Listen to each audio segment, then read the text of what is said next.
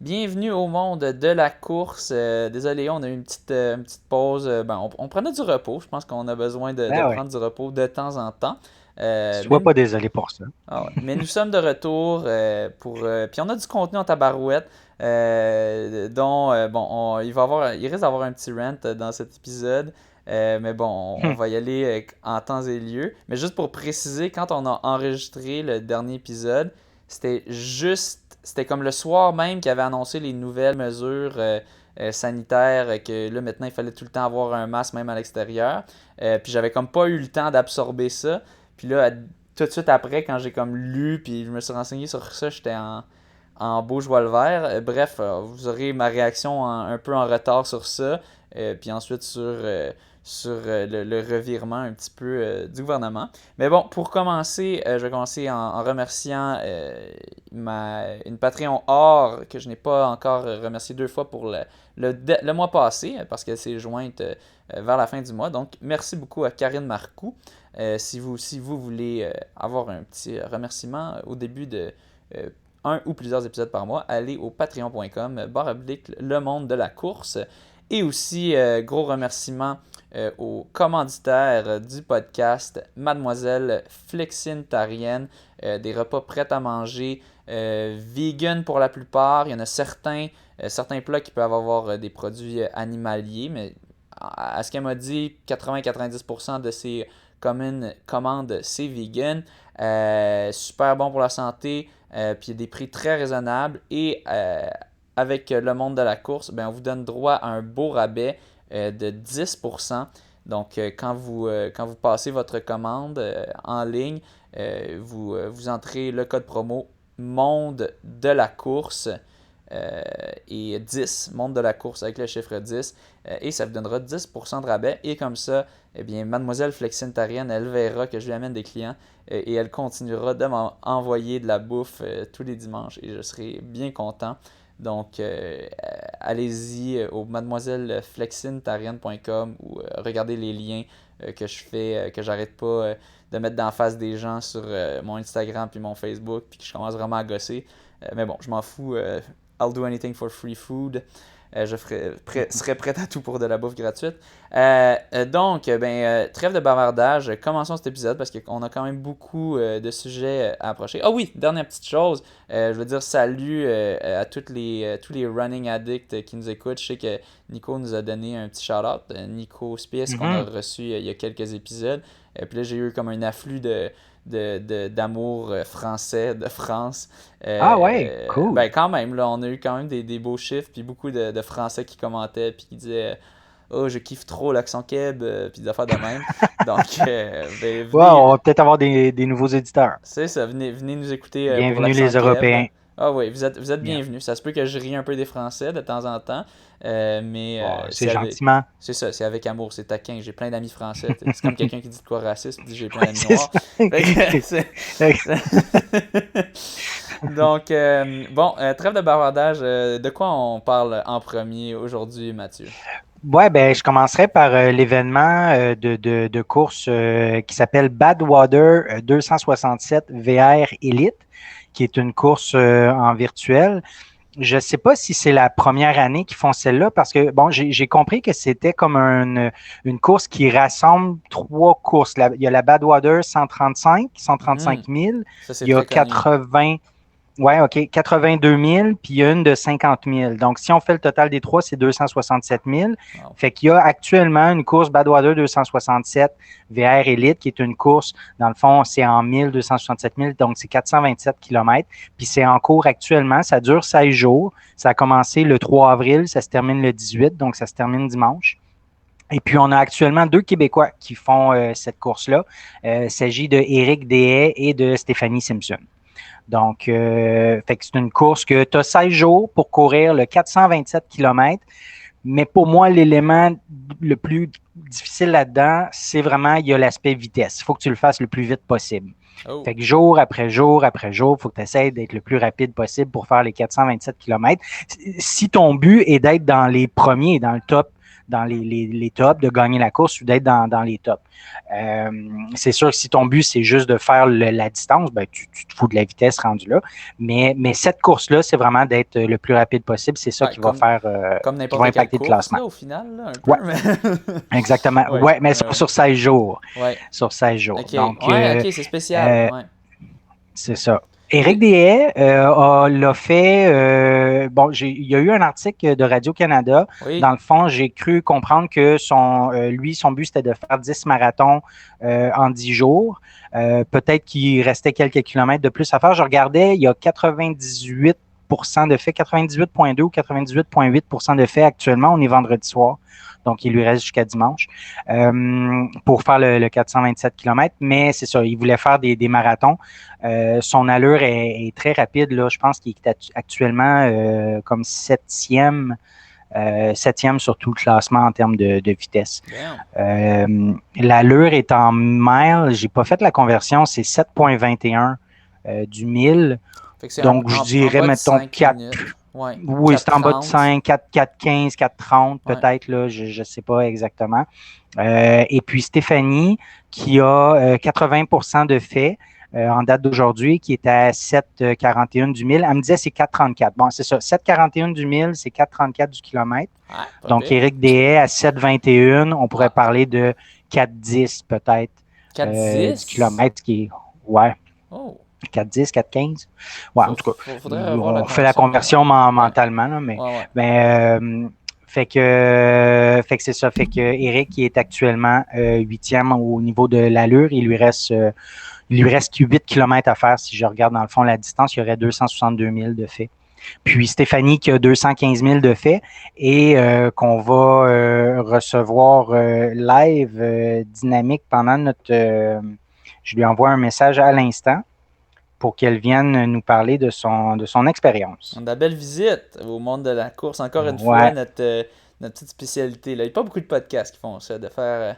là, on va appeler notre personne et elle va arriver. Moi, en ce moment, je suis en train d'essayer de regarder la conversion parce que j'étais un petit peu sceptique. Mais bon, vive les Américains. C'est toujours difficile de trouver la conversion. Ils aiment beaucoup leur 1000. Mais ouais, on l'avait déjà reçu, Stephanie Simpson, un épisode qui avait été très populaire auprès des auditeurs. Elle nous revenait tout juste de son Big Dogs Backyard Ultra. Si je ne me meilleure canadienne. Oui. Meilleur canadien, en fait. Oui. Oui, allô? Et la voici. Salut Stéphanie, merci de te joindre à nous. Donc, Stéphanie, je te laisse, Mathieu, je te laisse commencer vu que c'est toi qui as booké ça. Vas-y. C'est ça. En fait, je faisais l'introduction, Stéphanie, de c'est quoi la course. Là, ce que j'ai compris, c'est le 267 000. C'est un combiné de 3 courses de la Badwater, la 135, 82 000 puis 50 000. Fait que si on fait le total des 3, ça fait 267 000 kilomètres. 267 000 pardon. 267 000. Oui, exact. Pardon, c'est un peu mélangeant. Ce qui donne 427 km. Non, donc, en 30, parce que je pense qu'un kilo, ah oui? C'est 1,609. Oui. OK. Oui, 1,609. Fait que d'habitude, sur des petites distances, ça paraît pas vraiment, là, mais quand on est rendu dans les c'est vrai. Il y a une petite différence. C'est vrai, j'ai fait une multiplication, j'ai fait fois 1,6, mais en fait, c'est fois 1,61. Puis, fait 427, en réalité, c'est 430 km. Oh, ça fait un petit 3 kilos de différence. C'est il fait chier, celui-là, probablement, à la fin. Là. Ouais. Fait que comment ça va jusqu'à présent, l'expérience, là? Moi, ça fait comme vraiment plusieurs mois, puis je me suis dit, hey, ça va juste faire un bon volume, là, avant l'été, là, puis c'est quand même juste un peu plus que ce que je cours habituellement. Ah. Je ne sais pas que finalement, j'allais être obligée, obligée, c'est un peu de ma faute, là, que j'allais dans une genre de loop à dire, OK, à tous les jours, on pousse un peu le pace pour essayer de garder un peu le classement. Fait que finalement, je me suis retrouvée à courir dès le départ un peu plus vite que ce que je cours habituellement. Puis Puis est-ce qu'il y a eu des conséquences ou ça va bien jusqu'à présent ou t'es juste très raqué? Comment ça se vit d'aller un petit peu plus vite que d'habitude? Euh, pour être honnête, ça va être la fin de la course. OK. Ouais. J'ai eu une semaine vraiment difficile. Là. J'ai essayé la glace, les air relax, les Advil, les Tylenol, le physio, le masso, le chiro. J'ai vraiment tout essayé. Ça ressemble à une genre de périostite. Ouais. Je pense que c'est pas mal ça. Puis, moi, généralement, je suis pas blessée, là, fait que j'ai jamais vraiment fait de périostite. Mhm. Fait que courir là-dessus, à basse vitesse, je dirais que c'est pas si pire, c'est un peu comme tolérable, mais là, aussitôt que tu veux comme essayer de garder un certain pace, fait que là, tu te retrouves à tout le temps regarder ta montre, là, puis dire, hey, Mhm.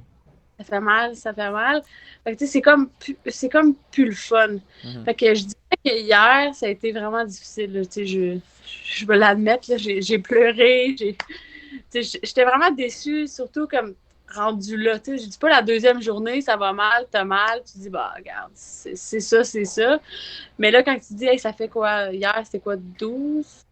Ouais. Hier, ça faisait 13, aujourd'hui 14, il en reste 2, ouais. Fait que, 13 jours, qu'à tous les jours, ta journée est un peu basée sur ça. Là. Tu penses à ça, tu manges en fonction de ça, tu dors, tout est autour de ça, veux pas. Puis là, pour Ouais. que tu dis, hey, je pousse, mais comme rendu là, pourquoi, tu sais. Fait que, Ouais.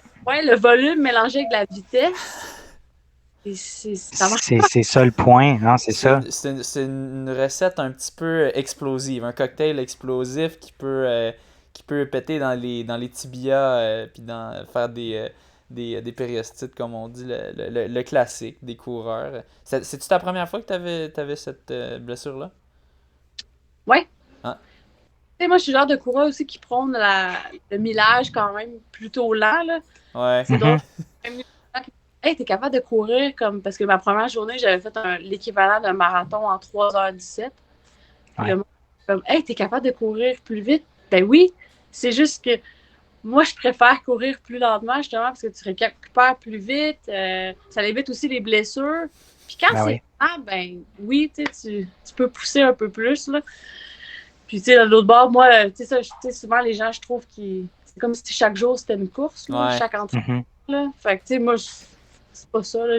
J'aime bien la vitesse. J'appelle ça la vitesse du jour. Là. Tu sais, il y a des jours que ça va super bien, puis il y a d'autres jours, pour plein de raisons, ben, ça marche pas. Puis c'est correct, faut respecter ça, je pense. Ouais. C'est ça. Sauf que dans le cadre d'une course comme celle-là, où il faut ou que tu veux courir le plus vite possible à tous les jours, ça devient c'est ça, ça devient lourd à un moment donné. Là. Ça devient trop difficile sur le corps. Là. Ouais, c'était un peu trop vite. Là. Je pense que j'ai fait le lendemain du marathon un 35 kilos. Après ça, j'ai fait un demi en 1,33. Puis c'est un autre en 1,37. Après ça, un autre en 1,33. Fait que tout ça, c'est des. Non, c'est ça. Pour moi, c'est rapide. Oui, puis t'as pas le temps de récupérer. C'est pas normal. Ben oui, vas-y, non, Mathieu. c'est ça. Puis je regardais, j'ai le classement devant moi, puis t'es 12e, sur l'allure globale. T'es la 12e plus rapide avec, là, t'as 80% de fait, mais c'est ça, c'est rapide, là. Mais c'est sûr qu'à 80% de fait, il te reste 20%, c'est l'équivalent de 80 km. Il reste 2 jours pour faire 80 km, c'est comme... Je comprends que la décision a été difficile, mais ben, c'est ça, exact. Ouais. Fait que tu t'es rendu à l'évidence que le défi s'arrête là. Ben, je veux dire, si j'étais pas comme blessée, je te dirais que le 80, c'est comme rien. Là. Je pense que j'ai fait le 80 le week-end passé. Fait que c'est correct pour moi. C'est vraiment la douleur. Là. À un moment donné, je me dis, c'est ça. C'est pour ça que je peux plus courir pendant des mois. Ça va m'avoir donné comme pas grand-chose. Là. Exactement. Parce que même si tu réduisais ta vitesse pour faire ce 80 km-là, ben, tu risquerais de te blesser pareil. Non? Puis pourquoi? Dans le sens c'est que ça. c'était comme un peu. Pourquoi? J'ai poussé à ce point-là pour rester 3e, mettons. Puis là, si je ralentis, parce que ça donne... effectivement, je dis 12e, mais c'est au global parce que Écoute, quand je regarde les noms, tu serais deuxième ou troisième actuellement. Femme. Les femmes, oui. Ouais. Ouais. Mais tu sais, je peux l'imaginer, là. Je suis chanceux, j'ai jamais eu de grosses blessures de même, mais j'imagine juste la sensation, ça doit être tellement pénible. Puis surtout pour une grosse distance de même, faire 80 km avec une périostite, ça pardonne pas. Tu sais, c'est comme, il existe peut-être certaines blessures, genre, mettons ah mon Dieu, c'est quoi d'affaire? La chose sur le côté du genou que j'avais, puis j'arrêtais pas La IT band, Oui, la exactement. bandelette iliotibiale. Exactement. La Ouais. bandelette iliotibiale, des fois, tu es capable de faire, Moi, ça je se vais te dire, réchauffe, puis... moi, je te dirais que je peux. Moi, quand j'ai eu ça, je pouvais pas. Ben, La ça brûlure, varie d'une personne ça à devient l'autre. brûlant trop. Ouais, probablement. Ouais, je pense que ça varie d'une Moi, personne c'était à une l'autre. sensation de brûlure, je pouvais plus. Ouais. Mais ouais, Puis ça dépend du niveau d'intensité, puis c'est ça, c'est c'est d'une ça. personne à l'autre, mais il y en Mais a fracture certaines... de stress dans le pied, je pense pas que c'est possible non plus. Probablement pas, non. Ouais, Ouais. il y a probablement plus de blessures que tu peux pas que tu peux, mais en tout cas, des shin splints ou mon Dieu, c'est quoi déjà le terme, Ça, je excuse-moi? connais pas ça. Ben, Ça, ce que tu avais là, je sais pas. exactement, là, ce que Stéphanie avait là. La périostite. Périostite, exactement. Ben, une périostite, je pense pas que. Je pense que c'est provoqué à la base par trop de millage puis trop de vitesse, pas assez de récupération. Donc, c'est comme Ouais. exactement ce sur quoi tu vas te faire punir si tu continues ça. Mais j'étais curieux de savoir, pendant qu'on t'a, la Badwater, historiquement, c'est une des courses ultra les plus connues, du moins j'ai l'impression. Moi, je la connaissais, puis je suis pas tant connaisseur de l'ultra. Dans le fond, c'est de cette course-là dans le désert qui fait comme 40 plus degrés Celsius, puis tu cours sur un chemin d'asphalte, que l'asphalte c'est tellement chaud, c'est comme Ah dégueulasse. ouais. Ok, Est-ce je que savais pas. est-ce que c'était une course? Ouais, c'est quand même une course assez mythique dans l'ultra, du moins c'est mon impression. Stéphanie pourra confirmer ou infirmer. Mais est-ce que c'est une course que tu avais un jour l'intention de faire ou que tu as l'intention de faire en fait? Parce que peut-être que ça reviendra après la COVID. Dans le fond, j'ai appliqué l'année passée. Ah, Puis, dans le fond, la façon que ça fonctionne, c'est qu'ils en prennent 100 par année. Puis, il y avait peut-être, je sais pas moi, 4-5 000 applicants. Mais veut pas, tous les applicants, il y a un CV envoyé. Puis, il y a quand même des prérequis qui est quand même avoir couru 3 fois l'équivalent d'un 100 000. Fait que, tu sais, on se retrouve pas à avoir nécessairement. C'est tout du monde qui ont un certain bagage dans l'ultra, une certaine expérience et tout. Puis c'est ça, ils en choisissent 100 parmi ces personnes-là. wow. Fait que je me suis dit, peut-être que si c'est le même organisateur, dans le fond, pour la course un peu en virtuel, je me suis dit, hey, peut-être que ça va me donner un autre edge pour ma prochaine application. Mais, tu sais, mais tu ça sais, s'est passé comme je voulais, mais tu sais, de ouais. l'autre bord, aussitôt que j'ai appliqué, le directeur, il m'a écrit sur Facebook, puis il m'a parlé un peu de ma candidature de l'année passée. Il m'a reparlé qu'il t'a gagné quand même la backyard cette année et tout. Ouais. Tu sais, c'est pas à considérer comme pour ta prochaine application et tout. Fait que peut-être que, je veux dire, j'ai peut-être des chances quand même. Mais techniquement, tu as couru plus que, tu sais, pour la plus longue, c'est 170 miles, si je me trompe. 150, je pense que j'ai vu. 217 kilos, qu'on parle. Ouais. Mais tu sais, c'est pas à cette vitesse-là là, non plus. Oui, ben, exact. tu peux pas le faire à cette vitesse-là dans le désert, dans la chaleur, puis d'une shot. Tu sais, techniquement, c'est un one-shot, tu prends des pauses, j'imagine. Est-ce que les gens dorment d'habitude quand ils le font, sais-tu? Non, parce que ça va se gagner en... Là, je veux pas dire n'importe quoi, là, mais je pense que l'année passée, une femme qui a fait le record de parcours en 21 heures. Fait que sur une course de 21 heures... non, t'as pas le temps. Puis, je veux dire, je pense que la moyenne va être, mettons, autour de 30 heures quand même, là. Fait que non, tu vas pas dormir, mais tu peux dire, tu peux marcher, tu peux décider de t'asseoir, c'est pas nécessairement la meilleure idée, mais tu peux gérer un peu ce que tu veux au besoin, puis par rapport à comment que tu te sens, versus que là, c'était le elapsed time. Fait que, même les lumières, il fallait que tu penses, OK, non, je peux pas prendre ce trajet-là, il y a trop de lumière, je vais devoir trop arrêter. Ouais. Aussi, tout le temps à penser, là. Fait que, C'est sûr que c'est une course virtuelle, c'est une course virtuelle. Là. C'est ça, ils vérifient-tu chacune des activités si tu fais un stop sur ta montre? Ils vont-tu jusque-là? Ouais. Fait que dans le fond, chaque fois qu'on enregistrait une activité, il fallait mettre le lien Strava, puis il fallait absolument que ce soit le temps là, élargi. Oui, c'est ça, le temps global. 3 heures, puis faire des stop and go, puis dans le tapis. C'est sûr que c'est long, là, mais... Mais c'est ça, pour préciser pour les auditeurs qui sont pas trop férus là-dedans, dans le fond, ce que tu peux faire, techniquement, si tu veux avoir une activité qui a un beau temps, tu peux faire, mettons, faire un 1 km top speed, faire pause à ta montre, après ça, reprendre ton souffle, après ça, refaire un autre kilomètre top speed. Puis à première vue, tu aurais l'air d'avoir fait une super belle job. Mais c'est ça, eux, ils sont quand même smart, les organisateurs, quand même assez rusés, les organisateurs de cette course. Et donc, ils vont juste regarder le temps entre quand ta montre part puis quand ta montre arrête pour la fin de l'activité. Donc, il n'y a pas de façon de tricher de cette manière pour aller plus vite. Donc, petite parenthèse. Puis, dans les gros défis de ce type-là, est-ce qu'un défi comme la Barclay ou Tour des Géants, c'est quelque chose qui t'attire? J'ai jamais vraiment regardé le Tour des Géants, mais la Barclay, oui. Ah ouais? T'as regardé? Il y a des vérifications à faire avant, là, parce que il n'y a pas vraiment d'éducation, là. Fait que c'est un peu... c'est ça. Laisser à toi-même, là, mais ouais, ce serait quelque chose que j'aimerais. D'ailleurs, j'étais inscrit cette année là, à la Barclay Fall Classic, là, on appelle la petite course au petit format de cette course. Puis le gagnant femme et le gagnant homme ont directement un ticket pour aller à la Barclay. Je veux vraiment gagner, je sais pas. Mais est-ce que tu vas y aller à celle-là, à cette petite-là? Est-ce que tu y vas? Ou là, ça va dépendre des règles et tout. Là. Ben, ça va dépendre des règles parce que c'est sûr que s'il exige un autre 2 semaines là, de comme enfant, moi j'ai quand même 1 mois après j'aime mieux faire la backyard. Fait que là, je veux y aller. Puis les deux fois c'est au Tennessee. Là, fait que je me vois pas y aller, faire 2 semaines, 2 semaines plus tard y retourner, puis refaire 2 semaines. Là. Choix, là. Fait que, si c'est juste à.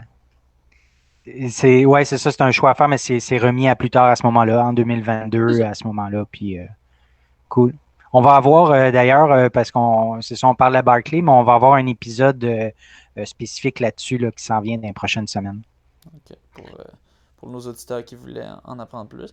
Mais merci beaucoup, Steph, de nous avoir donné de ton temps pour un peu nous parler de ton expérience. Puis bon, on te souhaite un bon rétablissement de ces périostites. Repose-toi bien.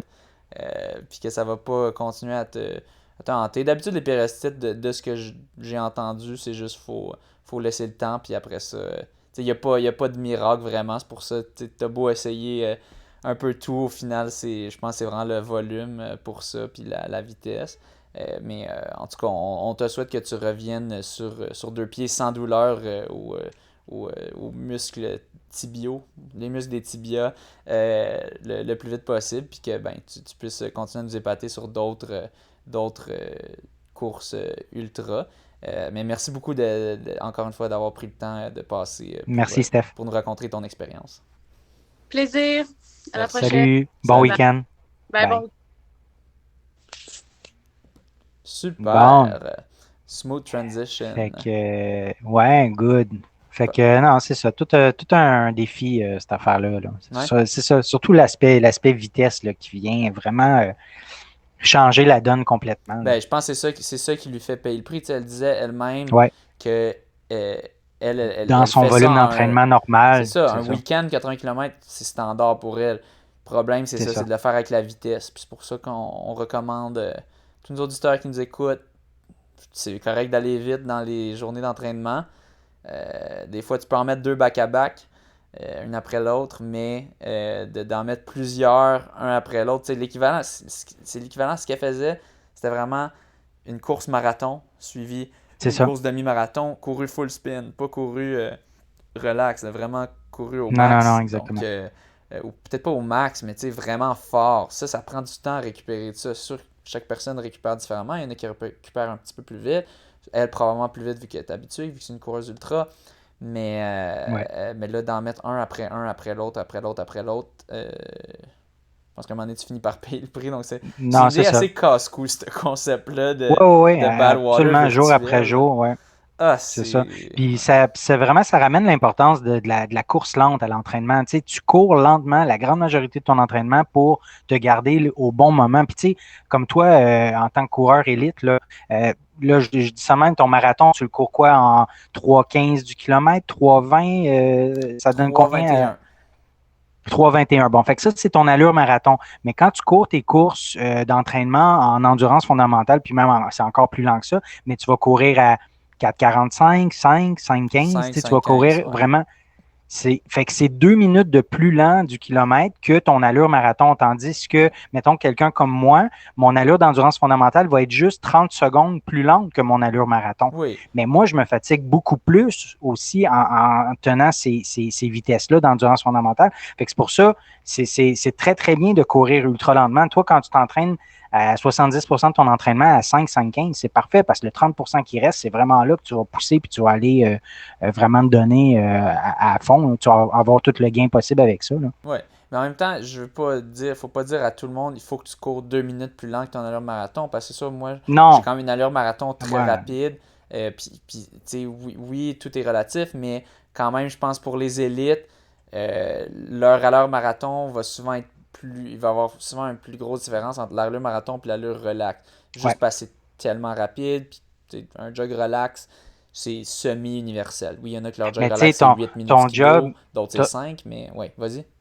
c'est ça, ton jog relax, tu vas le faire comme avec une fréquence cardiaque ultra basse, tu sais, à la fin de la zone 1, début de la zone 2. Fait que tu vas faire des jogs relax qui vont être vraiment ultra relax, qui ne seront pas du tout difficiles sur le corps, tout ça, puis qui va te permettre de faire du volume. Fait que c'est vraiment ça la clé, là. Puis ce Mhm. qui fait que tu te conserves pour les bons moments puis les entraînements beaucoup plus Ouais. difficiles. Mais je peux le C'est croire. ça. Je pourrais y croire que quelqu'un qui a une allure marathon de 3,45 ou 3,50 ait aussi une allure de jog à 5 minutes du kilo. Tu sais, ça, je peux y croire. Par contre, là, quand Ouais.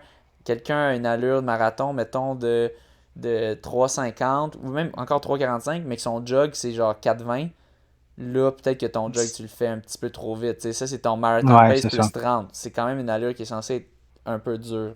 Donc, c'est ça. Faut voir. Tu sais, Ouais. je veux pas. Tout est relatif propre à chacun, mais tu sais, pour résumer, là, c'est de dire que, mettons, même quand tu es coureur élite, là, ton allure lente va être ultra plus lente que ton allure marathon. Puis c'est ça qu'il faut faire dans tes entraînements. C'est vraiment s'entraîner très, très lentement pour se garder pour plus tard aussi. Mhm. Bon, c'est le temps que je pète ma coche. Ah, Euh, t'es rendu là, là? ouais, on Je est vais te rendu laisser aller. à cet épisode-là, à ce moment-là de l'épisode. Bon, il y avait Legault qui a annoncé que là, ça a été changé, mais on va juste y aller chronologiquement, qui annonçait qu'il fallait maintenant avoir un masque quand tu cours dehors avec des gens, même si tu gardes une distance de 2 mètres. Si tu joues au tennis avec les gens, même si tu gardes une distance de 2 mètres. N'importe quelle activité que tu fais avec quelqu'un, il fallait avoir une distance de 2. Il fallait avoir un masque même si tu dépassais le 2 mètres. Ce qui est un non-sens total. Bon, ceux qui me suivent sur Facebook auront vu, je n'ai pas arrêté de partager des articles parce que ça, je sais pas, je pète ma coche, là, je vois un article, là, je suis comme, putain, t'as des preuves scientifiques, des preuves, c'est écrit noir sur blanc, la transmission est 20 fois inférieure à l'extérieur versus à l'intérieur. T'as plein de chercheurs qui disent, tu sais, c'est il faut. Les gens vont vouloir un moment donné, d'une manière ou d'une autre, se voir, c'est sûr. Oui, c'est ça, tu veux pas les inciter à se voir. Mais si tu es capable d'au moins dire aller à l'extérieur, puis que les contacts qu'il va avoir vont être faits, il y aura 20 fois moins de chances qu'ils soient contagieux. Est-ce que ce serait pas une bonne chose? Mais beaucoup de chercheurs disent oui, pousser les gens à aller dehors, il y a tellement moins de contamination. En Irlande, une étude montrait 1% des cas de contamination se sont faits à l'extérieur. C'est encore plus faible que le taux dont on parle. Peut-être les Irlandais, je sais pas, ils sont meilleurs à garder leur distance dehors, je sais pas, ils se sacrent après ou quoi. Bon, les stéréotypes irlandais, super. Mais bref, c'est ça. Donc, il faut prôner les gens d'aller à l'extérieur parce que tu veux éviter qu'ils se rencontrent à l'intérieur. Et il faut prôner l'exercice. C'est important, l'exercice. D'ailleurs, là, je vais incorporer ça à l'intérieur. Il y a Blaise Dubois de la Clinique du coureur qui a partagé un super article qui vient de sortir. Un article scientifique dans le British Journal of Sports Medicine, si je ne me trompe pas. Je vais juste C'est bien ça, vérifier. Ouais. Bon, merci. Qui est un journal scientifique quand même très réputé. Je pense que c'est le journal scientifique de médecine sportive le plus réputé au monde. Une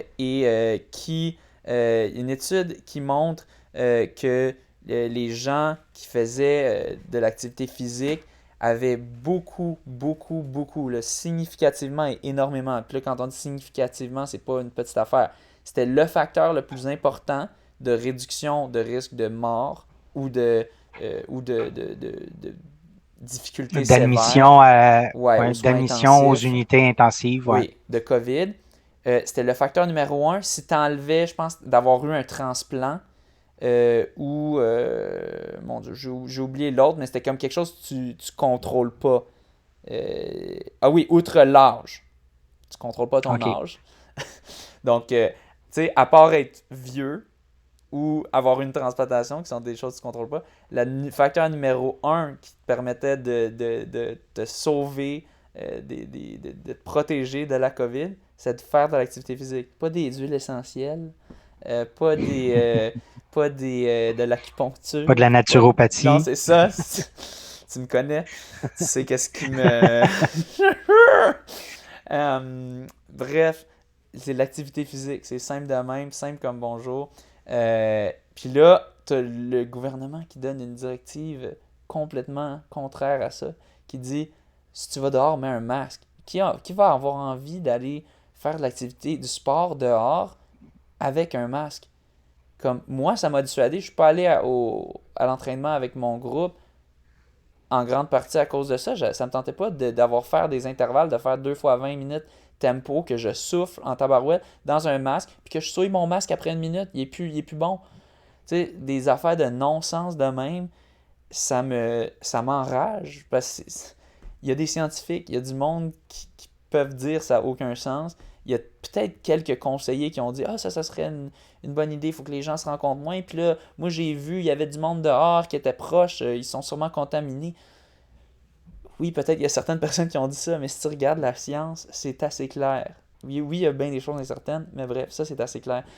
Donc, c'est frustrant. Il y a Patrick Lagacé qui a sorti un autre article là-dessus aussi que j'ai partagé, que c'était super bien expliqué. Puis en gros, ça dit ça pas mal.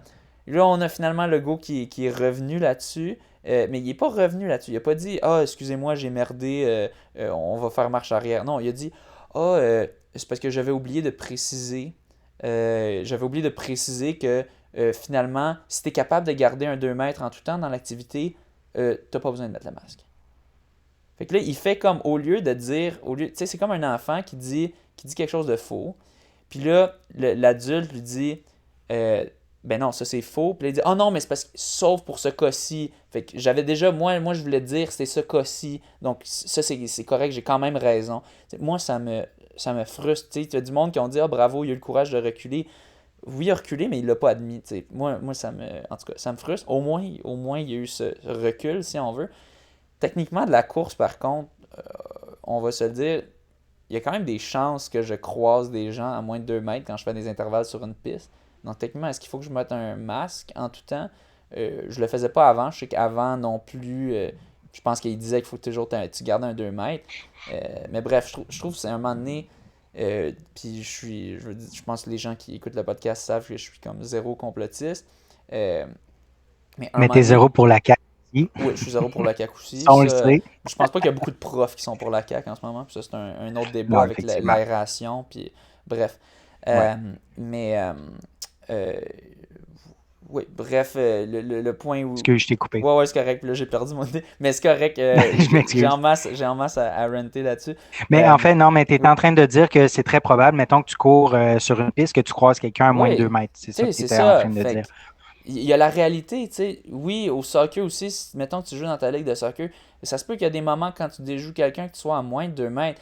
Mais quand il y a un bref, c'est comme quand tu passes quelqu'un en courant, tu as du monde qui capote, qui te dit oh mon Dieu, la personne a passé à moins de 2 mètres que moi. Mais de un, pourquoi toi-même, tu t'es pas tassé, le monsieur le marcheur ou quoi. Mais aussi, c'est pas avec un petit contact que tu passes de même, tu sais, c'est même pas un contact, là, c'est juste de passer proche. C'est pas ça qui va contaminer. C'est à la longue, si tu respires longtemps le même air vicié, tu sais, c'est ça, là, c'est ça qu'on voit de plus en plus avec les recherches qui sortent. Donc, à un moment donné, est-ce que c'est vraiment nécessaire de porter un masque quand tu es à l'extérieur à cause du petit moment, de la petite seconde que tu vas être proche de quelqu'un? Quant à moi, non. Puis quant à moi, tu veux promouvoir l'activité physique, tu veux que les gens bougent pour que s'ils la pognent, ben, ils ne se rendent pas aux soins intensifs, puis qu'ils n'en meurent pas. Oui, le vaccin est là pour ça aussi. Mais bref, fait que c'était ça. Ouais. Au moins, il y a eu la marche arrière, mais moi, j'étais en C'est ça. tabarouette quand c'est sorti. Mais vas-y, Tu sais, je te laisse quelques mots. Là. en fait, moi, ce que j'en comprends avec ce retour arrière-là, c'est qu'on revient un peu comme avant. Fait que comme avant, c'était, ben, vous avez le droit d'être 8 personnes à l'extérieur, conservez votre 2 mètres de distance, pas de masque. Fait que dans le fond, on est revenu comme c'était avant. Fait que là, oui, t'as fait ton rent puis tout, mais cette histoire-là du masque en faisant une activité à l'extérieur, ça a été requis pendant, depuis la semaine passée jusqu'à il y a 2 jours qu'il y a eu le retour arrière, pendant un 6-7 jours. Mais sinon, avec le retour arrière, on revient comme c'était avant. Moi, en tout cas, c'est ce que j'en comprends. Ben, dans le fond, oui et gardez non, votre 2 le mètres de gouvernement, distance. Puis, le gouvernement puis dit que c'est quand tu nouveau. donnes l'exemple, Oui. quand tu donnes l'exemple, oui, ben là, oui, il dit que c'est nouveau parce que bon, il a mis une nouvelle chose, puis après ça, il l'a changé, puis il n'a pas voulu dire j'ai Ouais, fait une erreur, je reviens comme c'est c'était ça. Ouais, avant. Bon, il ouais, l'a pas dit comme ça, ouais. mais moi, ce que j'en comprends, c'est que c'est ça, on revient comme c'était avant. Puis comme c'était avant, tu dis, mettons, sur piste, ça se peut que je croise quelqu'un à moins de 2 mètres. Oui, effectivement, ça se peut, mais normalement, tu devrais pas. Normalement, la distance entre chaque personne à l'extérieur qui n'est pas dans une même bulle familiale, la distance doit être de 2 mètres et plus. Donc, oui, c'est probable que tu sois à moins de 2 mètres, mais normalement, ça ne devrait pas. Fait que pour moi, on revient juste comme c'était avant. Ouais, mais tu sais, quant à moi, les gens savent pas estimer c'est quoi 2 mètres. Parce que je peux te dire, j'ai Mais bien des gens là, qui mais ça, croient. ça fait 1 an là, qu'on est supposé de le savoir. Là. Fait que, Personne, je peux te dire, personne n'est capable d'estimer on- ça. Parce que je te dis, il y a toujours du monde. Oh oui, on est à 2 mètres. Je te dis non. Genre, moi, je non, sais, je 2 mesure mètres, 1,8 2 mètres. mètres, c'est 6 pieds. C'est ça, exact. Tu C'est mesures plus 6 que pieds, 6 fait que c'est pieds. plus que ça. C'est plus Ouais, que ça. Puis je me exact. dis, si je me couchais Ouais, là, ouais, je te ouais. rejoindrais. Puis tu sais, Ouais. les gens savent pas. Puis 2 mètres, c'est énorme, tu sais. Fait que même quand tu cours à côté de quelqu'un, courir à 2 mètres, les Non, non, pistes cyclables sont pas à 2 les mètres. pistes cyclables Mesure pas sont 2 pas mètres assez de large. larges. Non, non, les trottoirs sont Oui. assurément pas assez Fait que larges non oublie plus. ça, Puis, courir à 2 ouais, mètres avec quelqu'un. Tu sais, si tu cours avec c'est quelqu'un, ça, tu vas jamais être vraiment à 2 mètres. OK? On va se le exact. dire. Puis Mais les gens courent ensemble quand même. Puis je pense pas que tu risques d'attraper la COVID comme ça. non, non, c'est ça. Là, il arrive le facteur que tu disais, c'est que tu sais, on se croise, on reste pas dans le même, tu sais, un à côté de l'autre pendant plusieurs minutes. Tu sais, fait que ça se croise rapidement, puis tout, fait que les risques sont, c'est ça, les risques sont ultra, ultra minces Mais là. si je cours avec quelqu'un, je le croise pas tant, mais je garde une distance qui est peut-être plus comme 1 mètre en réalité. Mais quant à moi, Ouais. quand t'es dehors, tu sais, les études le montrent, c'est la contamination imminente. Puis les cas de contamination, le 1%, il y avait probablement aussi, tu sais, qui avait peut-être fait des handshakes, tu sais, c'était à des événements sociaux. Tu sais, Mhm. c'est très rare les événements sportifs que tu as vu ça, tu sais. Fait que Ouais. c'est quant à moi, les gens aiment ça, blâmer le monde qui sont dans le parc dehors. Ah, les petits jeunes du plateau qui se mettent dans. Hey, les petits jeunes, ils vivent dans des 2 3 4 et demi à 2 3 4 colocs. Tu sais, toi, tu vis dans ta belle grande maison, tu as une belle grande cour, si ça, c'est facile de dire ah, ben t'as juste à rester chez toi. Tu sais, comme même chose pour le couvre-feu, tu sais, que moi, tu sais, il y en a qui disent ah, c'est juste une inconvénience mineure. La plupart du temps, pour moi aussi, ça l'est. Mais tu sais, je pense il y a moi, il y a aussi d'autres personnes qui ont des horaires de marde, qui ont des enfants à gérer, puis le seul moment qu'ils peuvent, c'est quand ils sont couchés, c'est à 8h ou 7h30, puis là, tu peux pas y aller à 7h30 parce que tu as juste 30 minutes pour faire ta run, tu sais. Qu'est-ce qu'ils font ces Mhm. gens-là? Ils peuvent plus faire d'activité physique, tu sais. Puis C'est un ça. autre exemple, là, ça vient de m'arriver aujourd'hui, tu sais. Je vis un peu dans le hood de la Chine, si on veut. Puis il y a une canalisation qui vient de péter ou quoi, puis on s'est pas fait avertir qu'elle allait couper notre eau. Puis là, on a pris, même qu'on a dû téléphoner au 311 pour apprendre que l'eau était coupée. Puis là, après ça, l'eau est coupée finalement, mais là, il est 7h15. Une chance qu'on a checké à 7h15. Si on avait checké à 7h45, il n'y a plus de shop ouvert, puis j'ai pas le droit de sortir à cause du couvre-feu de 8h.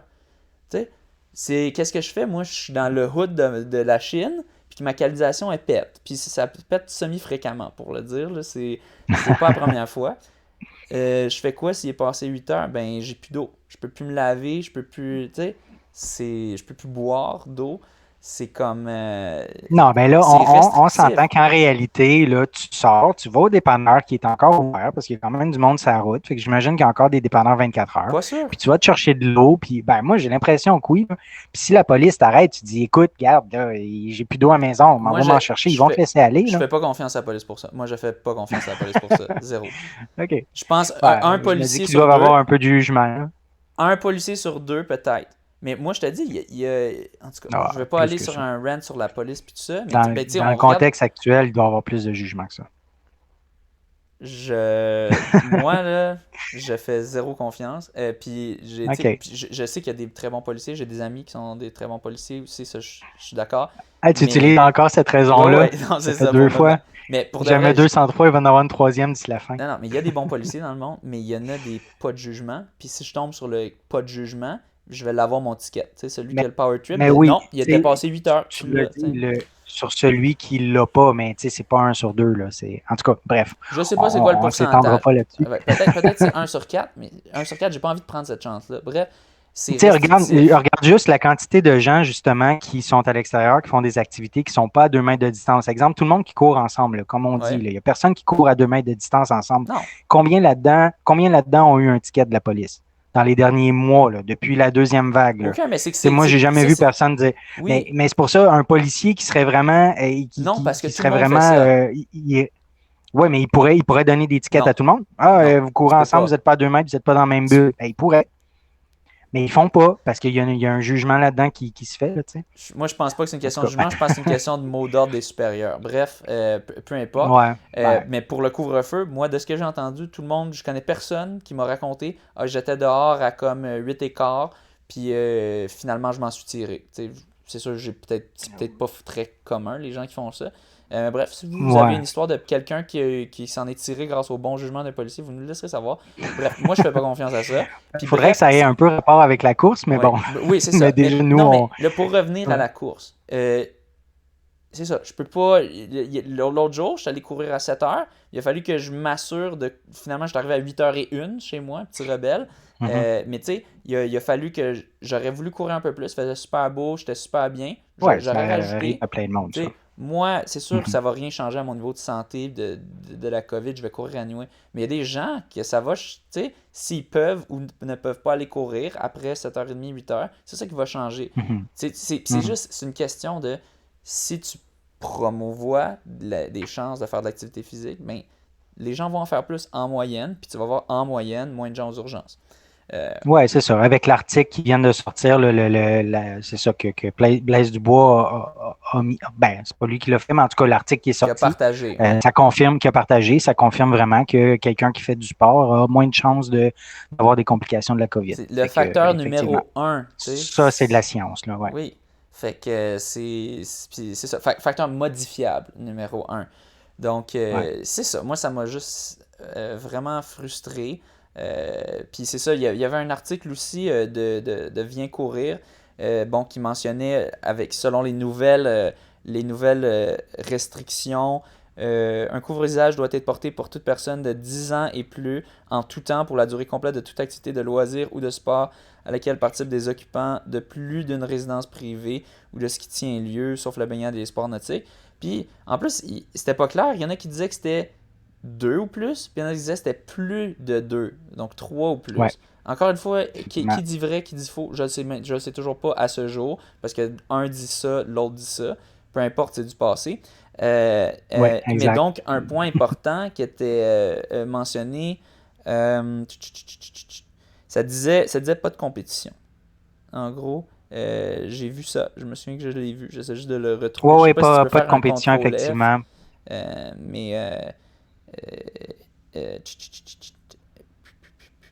Bon, quand tu le trouveras. Dans tous les cas, les compétitions, les spectateurs ne sont pas autorisés. Exactement. Dans tous les cas, les compétitions et spectateurs ne sont pas autorisés. Ça, il n'y a pas eu de rétraction là-dessus, à ce que je sache. Donc, on a Non. encore Montréal. Je suis sceptique. Il nous reste quoi? Il nous reste Ouais. 3 semaines. C'est le 3 semaines 9 avant. mai, ouais, 3 semaines, ouais. Je suis très sceptique. Ils ont réussi à le faire arriver, mais je pense pas que c'était dans le même contexte l'année passée. Je pense que le premier événement donc au Montréal qui avait eu lieu, c'était dans une sorte d'accalmie. Puis ensuite, l'autre qui avait dû être annulé, c'était quand les restrictions, je pense que les zones commençaient à arriver, les zones rouges, zones oranges, tout ça. Mais donc c'est ça. Pour l'instant, les compétitions ne sont pas permises. Peut-être qu'ils vont enlever ça, mais j'en doute.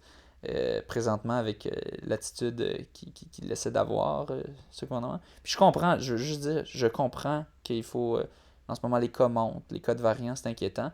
Mais c'est juste que moi, je suis prof dans une école. On se fait mentir à tous les jours par le ministre Roberge quand il dit nous, l'aération dans les écoles, tout va bien. Alors que ces études, tu as plein d'articles qui sortent que ça a été c'était n'importe quoi. Puis je l'avais dit au podcast. Puis là, c'est en train de sortir justement que c'est vraiment n'importe quoi. Fait que, tu sais, nous, les profs, on respire de l'air vicié à longueur de journée. Puis après ça, on se fait dire, mais si tu veux aller dehors, mets ton masque. Tu sais, c'est juste moi, ça vient tellement me chercher. Ça me frustre parce que c'est tellement un non-sens. Si tu fais porter le masque dehors, en premier lieu, tu devrais t'assurer que la qualité de l'air dans les écoles, dans les lieux de travail est décente. Puis en ce moment, c'est aucunement le cas. Puis ça, il faut attendre des preuves. Le couvre-feu, on n'a pas besoin de preuves pour ça. En tout cas, bref, il y avait un meme là-dessus. Je vais pas m'éterniser là-dessus, mais c'est juste, ces jours-ci, là, je suis comme tout le temps fâché à cause de ces non-sens. Des deux poids, deux mesures, des mesures ultra dures à un certain endroit, puis pourtant, dans les écoles, on s'en fout un petit peu dans les lieux de travail. Bref. OK. Mais je l'avais pas, moi je l'avais pas perçu ça, cette note-là, effectivement là, dans un lieu autant extérieur qu'intérieur, que les compétitions et les spectateurs ne sont pas autorisés. Donc, puis il n'y a pas d'exception par rapport à des compétitions, en tout cas à ce que je vois là, dans ce que le copier-coller que tu as fait là. Donc, il n'y aurait aucune compétition de possible, puis dans aucune zone. Ça concerne toutes les zones, rouge, orange et jaune. Ouais. Ah, tu vois, ça, dans tous les cas. Je pensais que c'était ben, juste non, ben, en tout cas, non, parce que cette section-là du texte n'est pas dans la zone rouge. Okay. Ça serait comme, en tout cas, ça concernerait toutes les zones. Mais bon, à prendre avec des pincettes quand même. À prendre avec des pincettes parce qu'on a un message un jour, on a un message l'autre jour, puis on a un qui dit ça. Ouais, c'est pas évident de. C'est impossible de nos jours de le savoir. Après ça, on se plaint que les gens ne savent pas qui truster. Mais c'est normal, à un moment donné, quand tu t'envoies 20 000 messages différents. Bref, on va pas s'éterniser là-dessus, mais bref, moi je suis pour qu'on remette à 9h30 le couvre-feu, pas 8h parce que c'est tellement restrictif.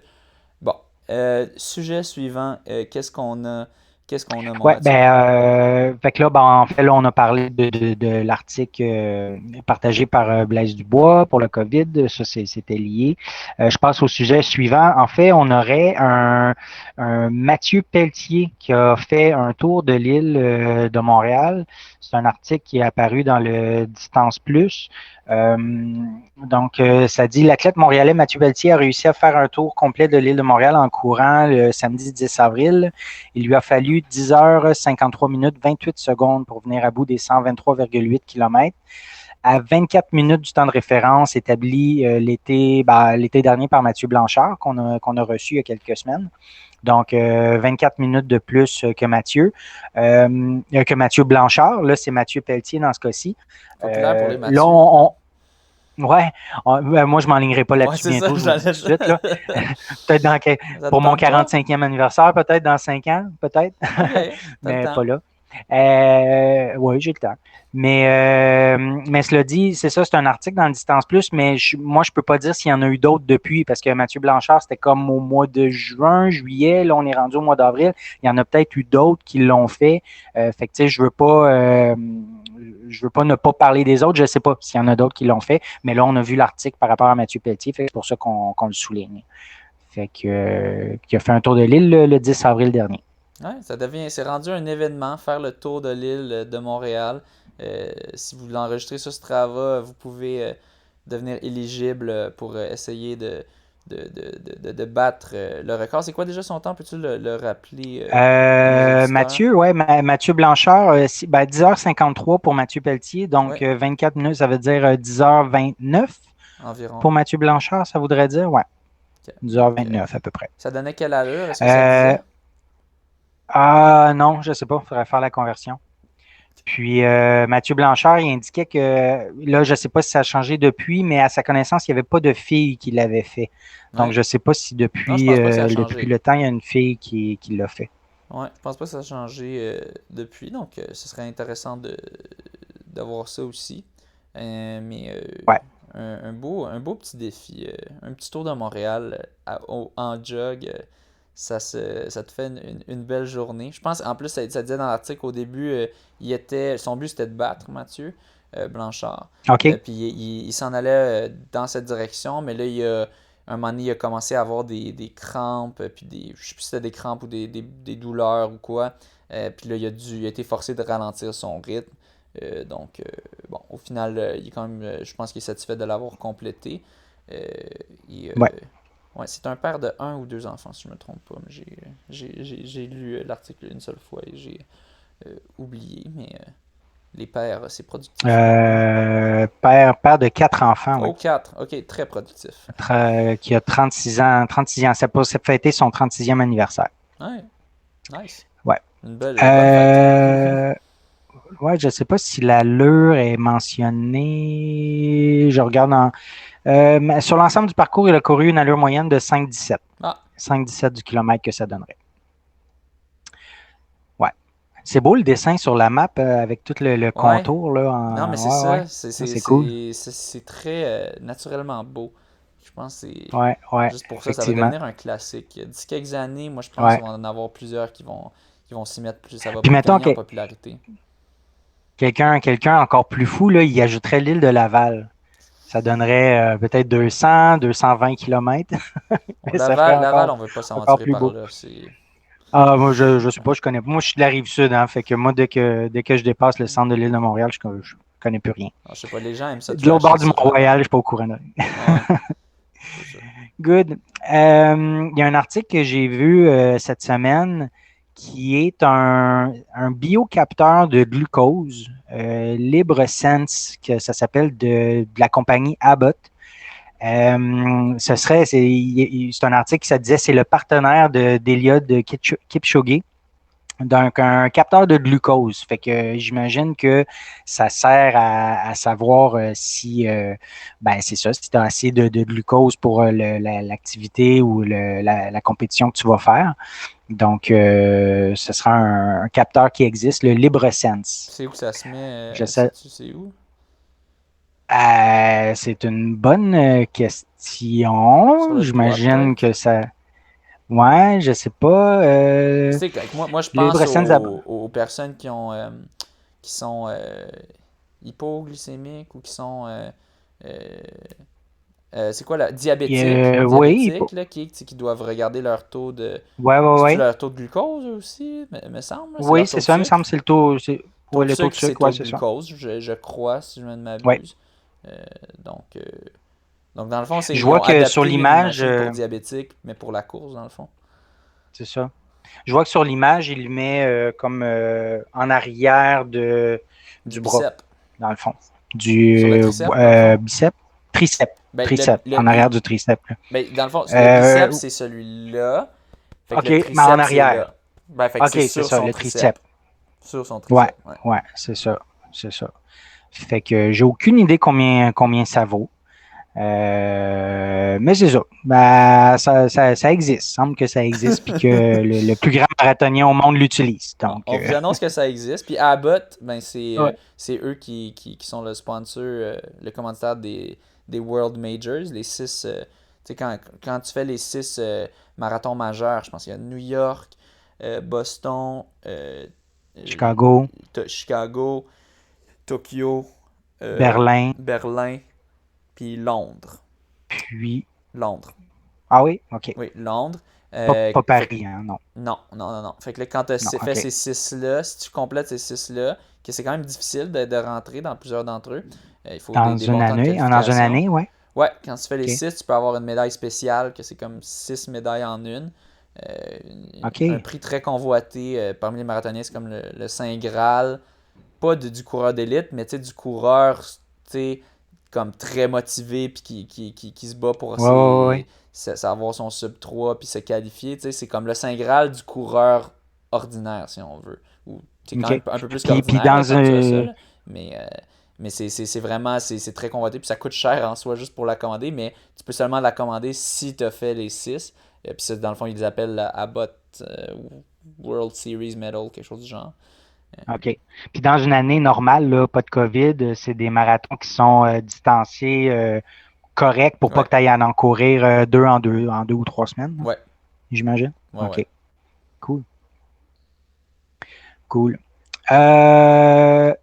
Article suivant qu'on a vu, c'est le marathonien Morad Hamdouni qui envisage, pour les Jeux de Tokyo, s'ils ont lieu, qui envisage courir un 10 000 mètres et le marathon. Parce que les deux courses sont à 10 jours d'intervalle. Donc, le 10 km étant le premier. Je crois, je vais retrouver la date. Le 30 juillet, je crois. Puis, le marathon, il est le 8 août. Donc, étant donné le délai entre les deux, son coach puis lui, il juge qu'il y aura assez de temps de récupération pour pouvoir faire les deux, là, la compétition sur les deux.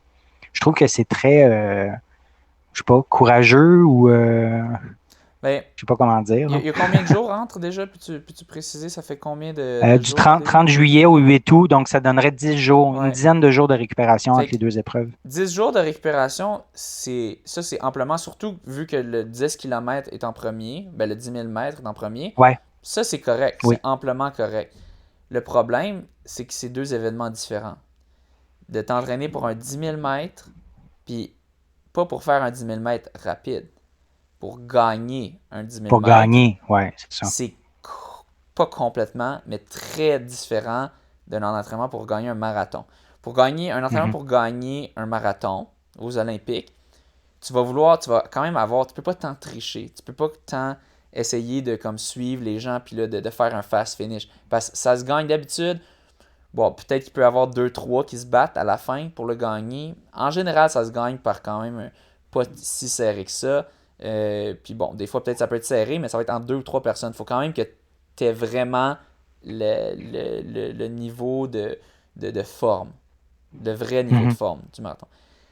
Pour un 10 000 mètres, il y a probablement 2 types d'entraînement complètement différents qui sont soit pour faire un 10 000 mètres rapide ou pour faire pour gagner un 10 000 mètres dans un championnat. Okay. Parce que c'est différent. Mo Farah, ça c'est l'exemple parfait. Oui, il y a des temps rapides, comparé à bien des gens, mais il n'est pas du tout le plus rapide. Je ne pense pas qu'il y a de record du monde. C'est ça, il y a des records britanniques, oui, sûrement. Mais je pense pas qu'il y a de record du monde. Et je pense pas du tout. Je penserais même pas qu'il soit top 10 pour ses performances à chaque année. Je pense pas. OK. C'est mon impression. Corrigez-moi si je me trompe. Peut-être pas top 5. Puis je pense pour la majorité des 5, 10 000 marathons, je pense même pas qu'il est top 10. Mais il est capable de faire un dernier lap super rapide. Là, en ce moment, il se spécialise un peu plus sur demi-marathon, marathon. Mais si on regarde dans le passé, là, vraiment, lui, c'est un gars qui se spécialise. Il va partir complètement en arrière du 10 000 mètres, complètement en fin de peloton. Puis là, il va monter un petit peu au fur et à mesure que la course avance. Puis là, 3-4 derniers tours, boum, il bat tout le monde. Il fait juste, il est capable de finir ultra vite. Puis c'est vraiment rapide. Là. Il est très, très, très rapide. Lui, son dernier tour de son 10 000 mètres, il est capable de le faire vraiment plus vite que moi. Je pourrais faire juste en sprintant un tour sans avoir rien fait avant. T'sais, c'est vraiment rapide. Et donc, c'est vraiment un entraînement plus lactique, plus de rapidité quand tu veux gagner un 10 000 mètres que quand tu veux faire un temps rapide, un 10 000 mètres. Donc, aux Olympiques, le but, c'est pas de faire un temps rapide. Jamais. C'est très rare que tu aies des records du monde aux Olympiques, à part aux 100 mètres et les plus petites distances. Mais les grosses distances, ça arrive jamais. Ou à peu près jamais. Donc, tu fais le marathon aux Olympiques, ça se gagne pas très rapidement d'habitude. Je pense qu'il y a une année précédente, tu as une femme qui a fait peut-être un record du monde. Puis c'était vraiment louche, en tout cas. Parce que d'habitude, il n'y a pas de record du monde aux Olympiques, dans les 10 000 mètres et plus. Mais bref, c'est très rare. Donc, tu vas vraiment t'entraîner pour être capable de finir vite, pour être capable de finir premier, deuxième ou troisième. Tandis que pour le marathon, ben, il faut que tu fasses bien du millage. Il faut que tu sois capable de tenir très longtemps une allure de marathon. Donc, est-ce que c'est possible, finalement, de t'entraîner pour ces deux choses-là en même temps? Je crois pas. Je pense qu'il va choisir un des deux. Il va choisir, c'est celui-là que je vais viser. Puis l'autre, il va le faire plus pour le plaisir. C'est ça. Puis dans le coach qui a indiqué, il dit que sa récupération est très, très bonne. Fait qu'il dit qu'il pense qu'il n'y a pas de problème à le faire les deux épreuves. Il dit le problème, c'est surtout que les deux épreuves ne sont pas au même endroit. Fait que lui, ce que l'entraîneur perçoit, c'est que le problème, ce serait que les deux épreuves ne sont pas au même endroit, mais je sais pas, y a-t-il une immense distance entre les deux? Là, j'ai pas vérifié, là, mais lui, c'est le problème qu'il perçoit. Fait que j'ai comme l'impression qu'en soi, c'est pas tant un problème. En tout cas, ce serait pas le pire, selon moi. Là. Mais c'est le dernier de leurs soucis. c'est ça. C'est ça. Fait que, en tout cas, il indique pas qu'il faut qu'il choisisse quel type d'entraînement faire. J'imagine qu'il va faire un entraînement marathon, puis il va espérer de faire le mieux possible sur le 10 km.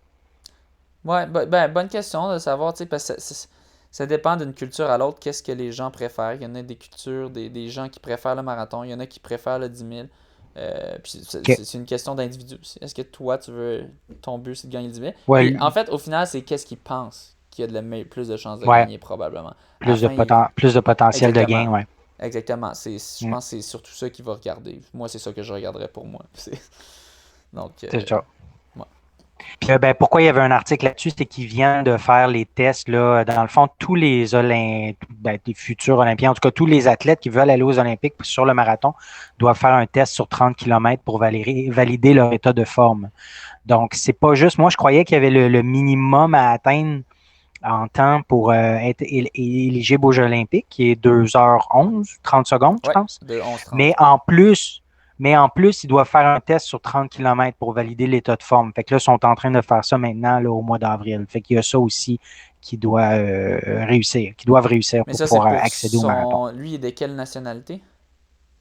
OK, ça serait-tu en lien avec sa nationalité? Oui, mais moi je pense que c'est des règles de son pays, probablement, parce que ça se peut. Pour les Olympiques, il faut juste fait le standard dans la dernière année, d'habitude. Mais bon, peut-être que je me trompe. OK. Mais qui sait, peut-être qu'ils ont changé ça avec la COVID, vu que ça a été reporté d'un an, ils ont demandé de refaire un test sur 30 kilos. Peut-être. Peut-être. Mais moi, j'ai plus l'impression que ça serait comme spécifique à son pays, que son pays spécifiquement demande qu'il fasse ce test-là. Parce que, par exemple, le Canada peut choisir d'avoir des critères plus difficiles pour les Olympiques. Par exemple, aux États-Unis, c'est beaucoup plus difficile les critères pour te qualifier dans n'importe quoi parce qu'eux sont tellement compétitifs. Ils ont vraiment. Les critères olympiques, c'est pas assez. Ils veulent avoir le top du top. Là, ouais. C'est ça. Puis souvent, aux Olympiques, en fait, ça se décide aux essais olympiques. Puis c'est pour ça que c'est très. Il y a beaucoup de monde qui regarde ça aux États-Unis parce que c'est le gagnant, il gagne un spot pour les Olympiques. Il y a peut-être certains qui sont choisis en fonction de leur temps en moyenne, mais je pense que le gagnant se mérite une place. Un peu au Canada aussi, on a des choses comme ça. Mais en tout cas, aux États-Unis, je pense que c'est la façon d'obtenir des places. Puis c'est pour ça, par exemple, je me souviens, c'était Ben Lagat, si je me trompe plus, quelque chose de Lagat, qui avait réussi, je pense qu'il avait quasiment 40 ans, à se qualifier pour le 5000 mètres. Puis, en tout cas, c'était vraiment impressionnant. Puis, c'est sûr, sur papier, il n'y avait pas le meilleur temps. Il n'y avait pas le troisième meilleur temps, mettons, mais il avait réussi à bien se qualifier, à bien performer aux essais olympiques. Puis au final, c'est un peu ça. Tu veux quelqu'un qui est capable de bien performer sous pression. C'est sûr, des fois, tu peux être malchanceux, mais au final, je pense que c'est quand même un bon test, une bonne façon de savoir. Parce qu'il y a du monde qui choke des fois. Puis c'est sûr, ils vont peut-être pas choquer selon tout le l'article, temps, mais, selon l'article, il serait français.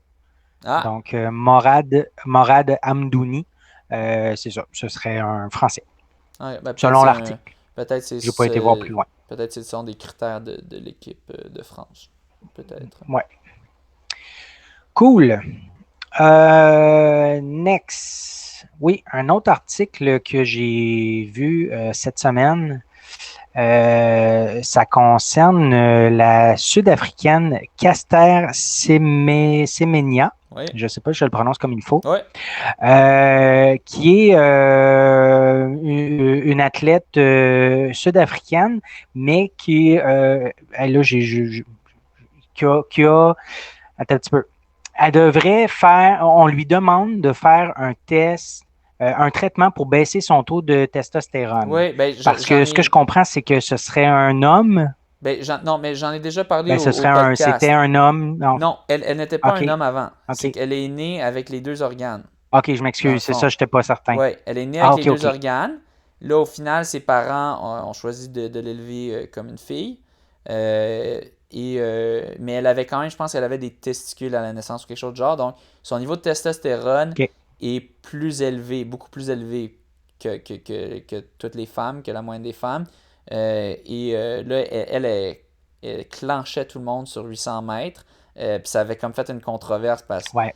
son niveau de testostérone est vraiment énorme. Puis elle n'est pas la seule. Il y en a d'autres aussi, d'autres femmes qui avaient des niveaux de testostérone très élevés, puis qui, elles aussi, finissaient deuxième, troisième dans les courses. Puis bon, t'avais des athlètes qui sont frustrés parce que, tu sais, c'est où qu'on la Ouais. met, la ligne, c'est quoi qui fait le sport féminin. Bon, ça a fait un gros débat parce que, tu sais, c'est pas qu'elle prend de la testostérone, c'est que naturellement, Mhm. elle a plus de testostérone. Mais là, est-ce que ça tombe vraiment dans la catégorie femme ou est-ce qu'il faudrait avoir une autre catégorie qui serait comme femme non typique ou c'est quoi? Puis, il y a le Ouais, dilemme c'est. éthique là-dessus, mais il y a aussi le côté pratique. Puis moi, je pense que si on va du côté pratique, si à un moment donné tu laisses ça, ben je pense que ça devient un peu injuste pour les femmes qui ont des taux de testostérone dits normaux, c'est-à-dire comme que 99% de la population des femmes ont. Puis que là, ça devient comme injuste, puis impossible de gagner. Puis là, il y a les gens qui disent, ben oui, mais si tu regardes Michael Phelps, lui, est génétiquement supérieur à tout le monde, puis c'est injuste que lui, il gagne, puis pourtant, il gagne Mhm. chez les hommes. OK. Bon, oui, c'est sûr. Selon moi, c'est différent, parce que, tu sais, lui, il a bien de la testostérone, mais c'est ça. Les gars, ça a de la testostérone, puis lui, il a des muscles parfaits pour la nage. C'est ça le but, c'est d'être un bon nageur, c'est ça. Tandis pour la course, est-ce qu'on veut que ça soit juste basé sur la testostérone ou est-ce qu'on veut que ça soit basé euh, sur la performance, mais quand tu restes dans les niveaux standards de testostérone pour des femmes? Mhm. Puis, tu sais, en tout cas, je ne veux pas rentrer là-dedans. J'avais déjà dit mon opinion Non, là-dessus au podcast. On avait déjà couvert OK. ça, mais pour faire un petit rappel pour les gens qui se joignent au Ouais. podcast à ce point-ci, c'est ça la situation. Donc, Caster Semenya qui a fait un 5000 mètres. En fait, ce que j'ai vu, c'est qu'elle était autorisée à aller aux 5000 mètres, mais là, malheureusement, Mais j'ai elle pas l'a le bon fait. article. Mais elle l'a fait. Ou elle l'a fait? OK, OK. Oui, ben va googler ça pendant que je parle. OK. Google Caster Semenya 5000 mètres. Ce que j'avais vu, j'ai vu qu'elle a fait quelque chose comme 15,56, quelque chose du genre, si je me trompe pas. Donc, est-ce que c'est assez pour les Olympiques? Je ne sais pas, je ne crois pas. Mais c'est ça, elle a transitionné dans le fond, parce que là, elle avait essayé de se Ouais. battre pour pouvoir continuer sans avoir à prendre de suppresseurs de testostérone, parce que l'IAF, qui est maintenant la World Athletics, lui avait dit, si tu veux continuer à compétitionner dans le 800 mètres, il va falloir que tu prennes des suppresseurs de testostérone. Elle avait refusé. Mais donc, elle avait quand même le droit, sans prendre de suppresseur de testostérone, ce qu'elle refusait de faire, de participer dans le 5000 mètres. Parce que dans le 800 mètres, ça lui donnait un avantage dit injuste. Tandis que OK. dans le 5000 mètres, d'avoir plus de testostérone, ça semble pas donner un avantage injuste au-dessus de tes compétiteurs. Donc, en ce moment, OK. elle l'a toujours pas pris, à ce que je sache, des suppresseurs de testostérone. Elle a plus de testostérone que ses compétitrices. mais dans 5000 mètres, ça devrait pas lui donner un avantage.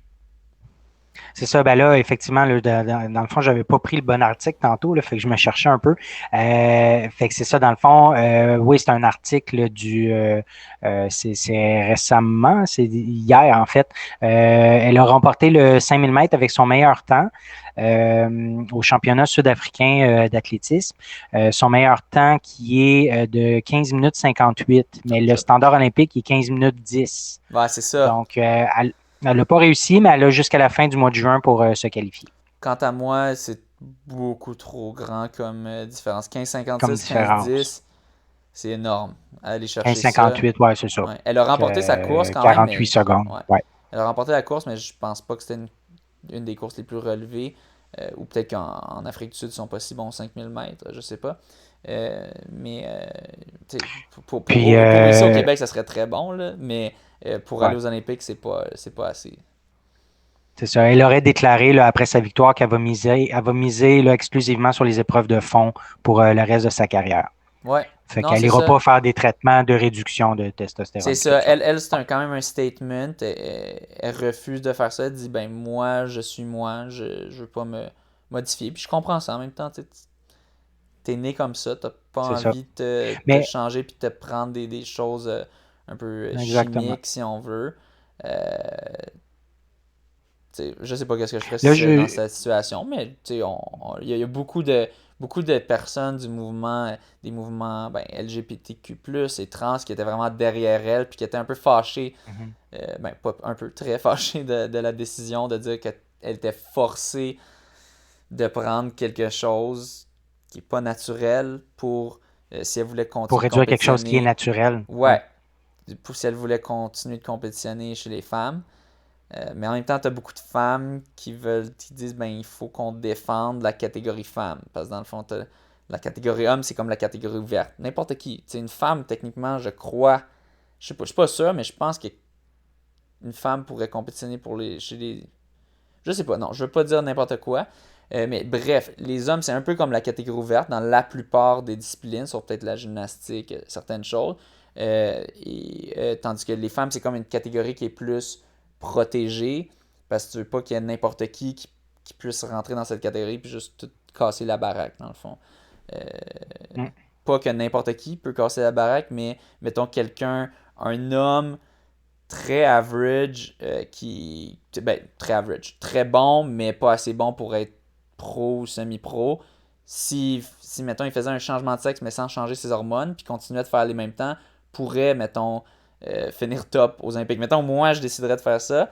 Techniquement, mon temps est à peine plus lent que la top au monde, aux 5000 mètres. Fait que, si je décidais de faire ça, mais sans changer mes hormones, là, je pourrais faire ça. Donc, c'est pour ça qu'on protège cette catégorie-là. La catégorie des femmes. Donc, bon, on va pas rentrer là-dedans. Mais bref. Dans son cas à elle, c'est naturel, dans le fond. Ouais. Fait que c'est ça. C'est ça qui rend ça encore plus difficile. Comme débat. Yes. Suivant, un autre record qui a été battu cette semaine par Des Linden, je ne sais pas si je le dis comme il faut, oui, tu dis qui a battu le record sur 50 km, c'est une femme, qui a battu le record sur 50 km en 2h59-54 secondes. C'est la première fois, c'est un sub 3 heures sur 50 km. Elle a battu d'environ 7 minutes le record précédent qui était de Ali Dixon. Et puis là, je cherche sa nationalité de Des Linden. Américaine. Elle a complètement détruit le record. Puis c'est l'affaire, je pense il y a beaucoup de... Bon, il y a du monde qui ont... Je pense dans mon équipe qui avait dit, ben c'est ça qui arrive quand tu as un coureur sur route professionnel qui s'attaque à un record d'ultra, comme un peu un jab à l'ultra. Je pense pas qu'elle ferait bien sur 80 km. Mais de passer de 42 à 50, je pense elle a montré qu'elle est capable de le faire. Puis c'est ça, quand tu es aussi quand tu as toutes les ressources qui viennent avec, les commandites et tout. Elle avait vraiment fait son nom quand elle avait remporté Boston il y a quelques années.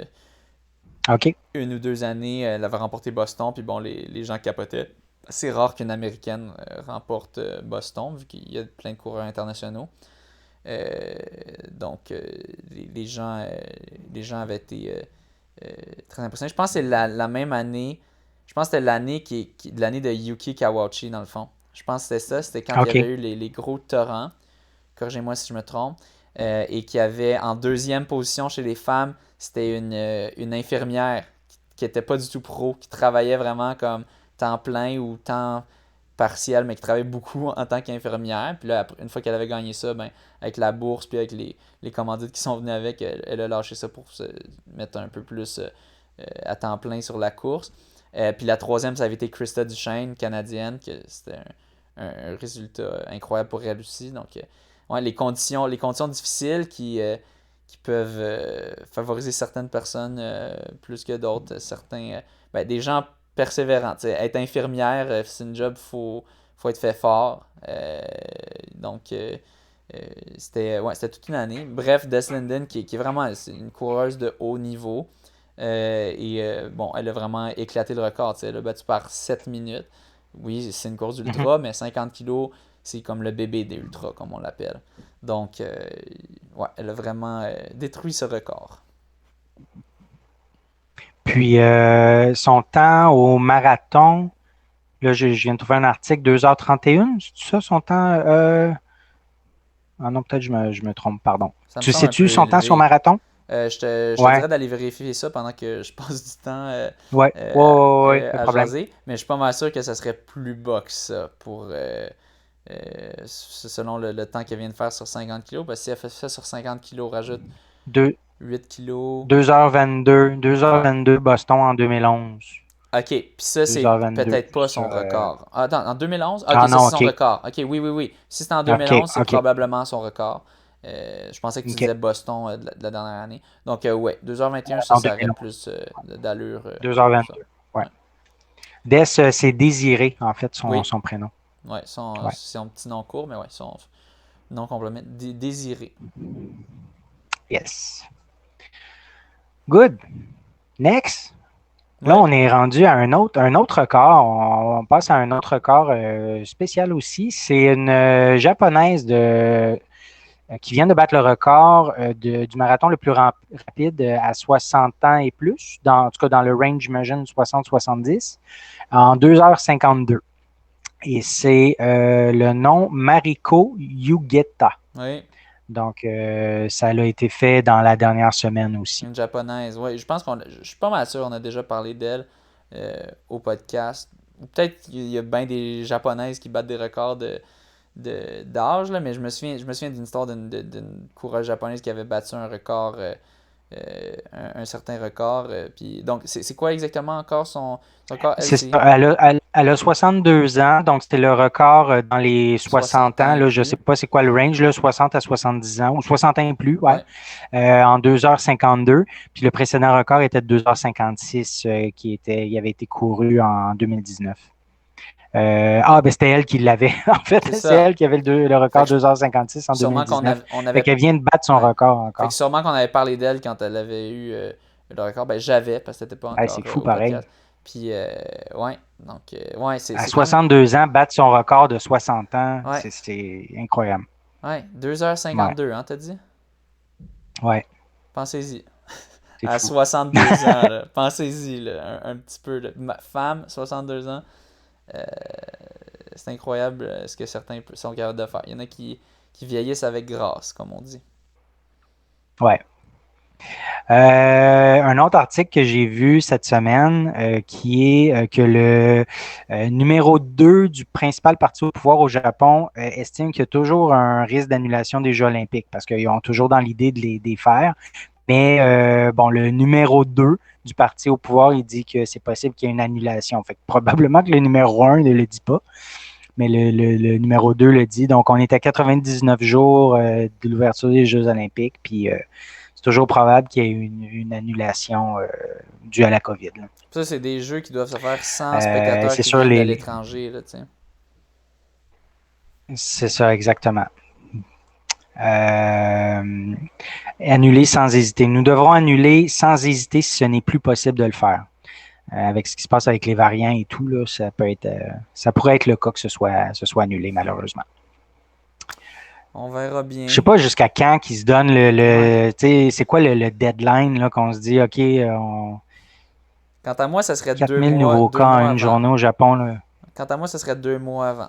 Ouais, Je pense que tu peux pas annuler plus qu'à l'intérieur de 2 mois, là. Fait que, ouais. Fait que d'ici un mois et demi, là, on devrait être fixé. Là. ouais. Et À voir. ça va être à suivre, ça va être intéressant en tout cas. Mais, tu sais, au final, si tu fais ça, si tu fais pas venir de spectateurs de l'extérieur, tu fais faire des.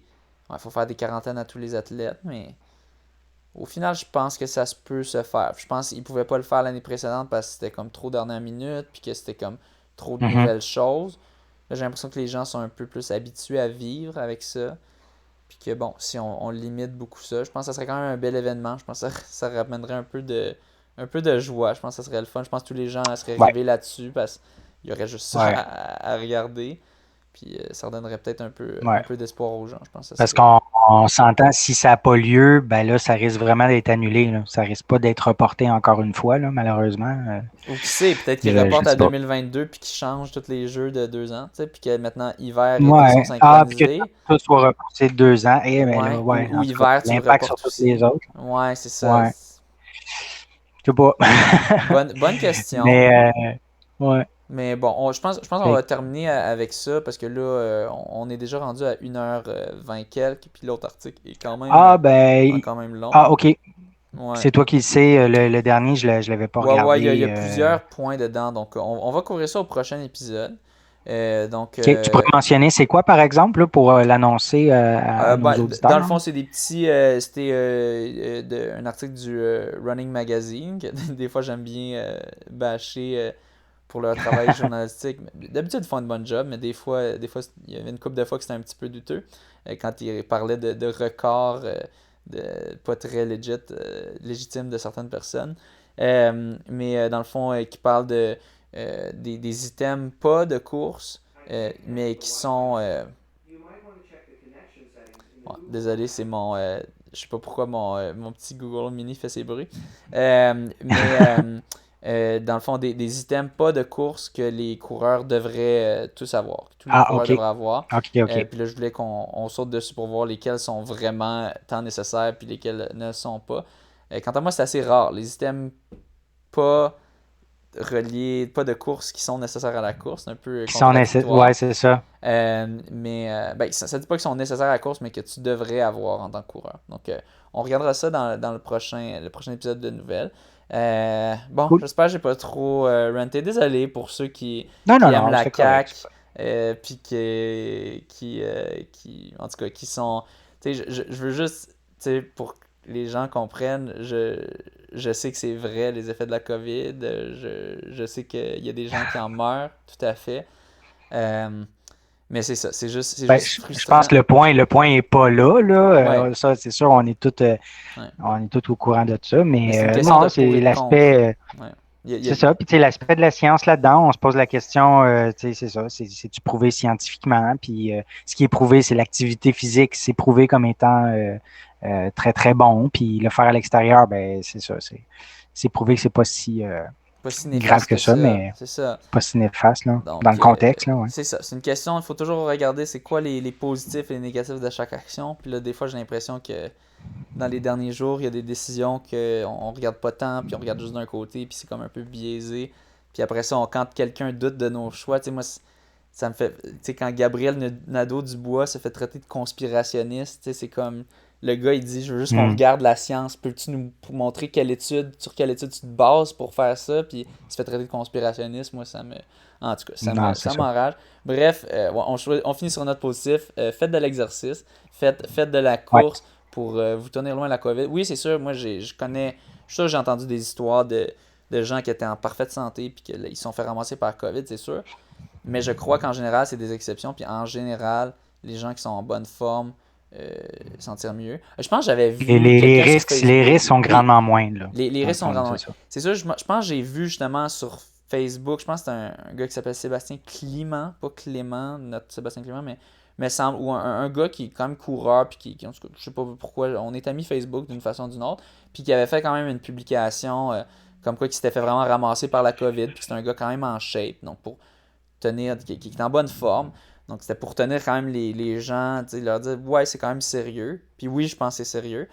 Mais je crois quand même, si on regarde la dernière étude qui est sortie, si tu es en bonne forme, tes chances de t'en sortir sont bien meilleures que si tu ne l'es pas. Puis ça, c'est vrai pour tout, en fait. C'est vrai pour à peu près toutes les maladies, je crois, ou la plupart des maladies. Peut-être pas les cancers, mais beaucoup, l'obésité. Si tu es en bonne forme, tu peux être obèse, mais quand même en bonne forme, si on veut, entre guillemets, puis avoir des veines que ça coule quand même. Puis si tu restes actif, tu as quand même moins de chances de mourir.